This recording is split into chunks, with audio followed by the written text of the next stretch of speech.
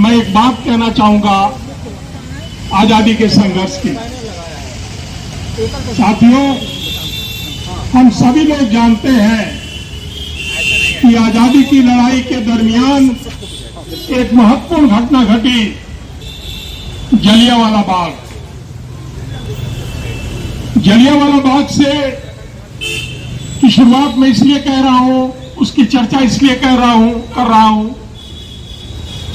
कि वो जो लोग इकट्ठे हुए थे वो किस लिए इकट्ठे हुए थे।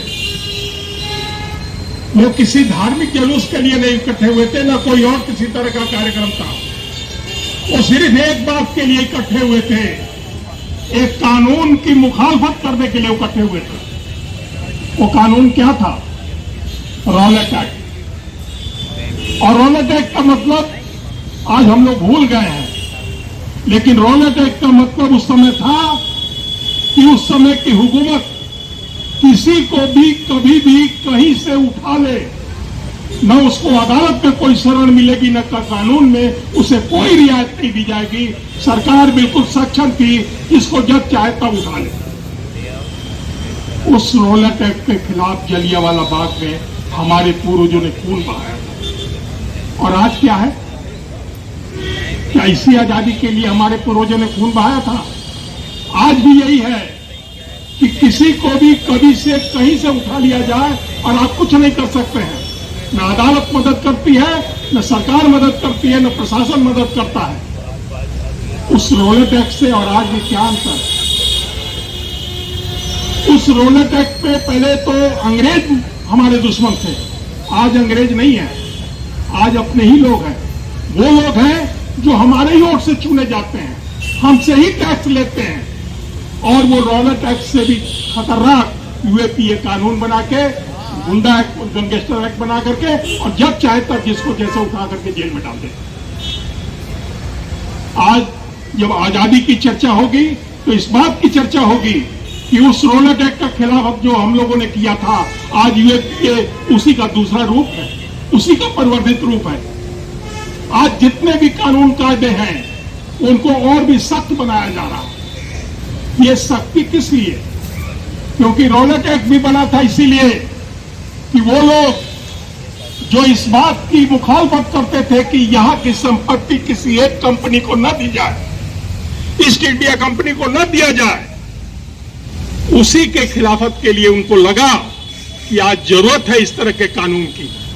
और आज भी यूएपीए की जरूरत उसी के तहत है कि आज जिस इस विरासत बचाओ यात्रा के लोगों के साथ हम आज खड़े हैं, उनकी बिल्डिंग बनारस में जमींदोज कर दी गई।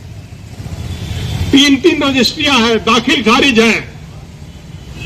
सारे कानूनी जो हक है उनके पक्ष में है, फिर भी कोई मदद नहीं है, न अदालत से, न सरकार से, न कहीं से। वजह सिर्फ एक है कि हमें पूरा रेल अदानी को देना है, और रेल की जितनी संपत्ति है, जितनी जमीन है, उसको देना है। वहां पर भी अदानी का एक माल खुलने वाला है, और उसी लिए उसके रास्ते में चाहे गांधी आए, चाहे सुभाष आए, चाहे विनोबा भावे हैं, उसको रोक देना है। यही तो अंग्रेजों ने किया था। अंग्रेजों ने भी तो यही किया था कि एक कंपनी के अपने लूट के लिए पूरे हिंदुस्तान को तबाह कर दिया था। आज वही चीज है कि उस अडानी को रेल सौंपना है, इसलिए उसके रास्ते में चाहे वो सर्व सेवा संघ आए या कोई भी आए, उसको हम उखाड़ के फेंक देंगे, और उसकी सड़क, उसके लिए आपको जगह कहीं नहीं मिलेगी। आज हम उसको चाहे जिस नजरिए से देखें, लेकिन हम इसी नजरिए से देखते हैं कि वो सर्व सेवा संघ का जो बिल्डिंग गिराया गया है, वो एक कारपोरेट घराने को देने के लिए गिराया गया है, और उसके पीछे कोई चीज नहीं। वरना हिंदुस्तान में तो तमाम जमीनें हैं, कहीं भी आप वो खोल सकते हैं, लेकिन नहीं, रेल हमको चाहिए, और रेल के किनारे की जमीन चाहिए, और पूरा रेल, चाहे यहां का प्लेटफॉर्म हो, स्टेशन हो, या कहीं का। 150 स्टेशन बेचे जा चुके हैं, और ये स्टेशन ही उनके कमाई के धंधे हैं।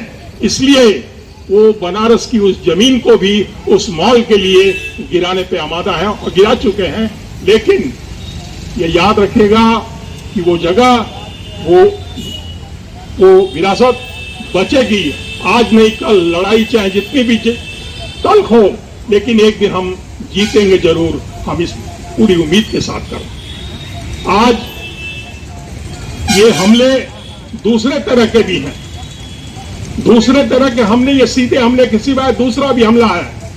आज उसी घराने ने जिसने सर्व सिंहासन को ढहाया है, आज उसी घराने ने जिसने इस पूरे हिंदुस्तान की सारी दौलत लूटी है, आज वही घराना सारे मीडिया को खरीद लिया है और सारा मीडिया आपकी आवाज को अनसुना कर दे रहा है। जैसे हमारे साथी कमाल उसरी ने कहा कि इतनी बड़ी जमात जो ओपीएस के लिए इकट्ठी हुई, पूरे न्यूज मीडिया ने ब्लैकआउट किया, क्योंकि सारे मीडिया अंबानी के हैं और उसके इशारे पे ही हुआ कि इसकी कोई भी न्यूज नहीं चलाई जाएगी। और उसके खिलाफ ये न्यूज क्लिक के जो साथी थे, जो पूरी मुस्तैदी से इस खबर को हम तक पहुंचाए, वरना हम लोग जान ही नहीं पाते कि ओपीएस में इतने लोग यहां इकट्ठे हुए थे। लेकिन वो उनको खल गया कि सारी मीडिया को कंट्रोल करने के बाद भी ये जो चंद बहादुर लोग हैं जिन्होंने जनता की आवाज उठाई और जनता तक पहुंचाई, इसीलिए इनको जेल में डाला गया, इसीलिए इनको यूएपीएल लगाया गया।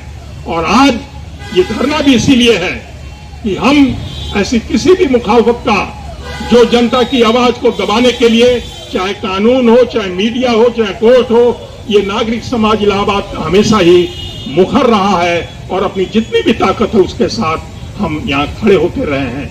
आज इस पूरे हम फिर से एक बार विरासत बचाओ यात्रा का नागरिक समाज की तरफ से स्वागत करते हैं और अपने साथी जो बुजुर्ग साथी हैं इस उम्र में भी, जैसे प्रोफेसर आनंद जी, संदीप पांडे जी, ये सारे लोग और तमाम चंदन पाल जी, ये सारे लोग जो इस यात्रा में शरीक हैं, हम उनके साथ कंधे से कंधा मिला के संघर्ष के लिए तैयार हैं। धन्यवाद।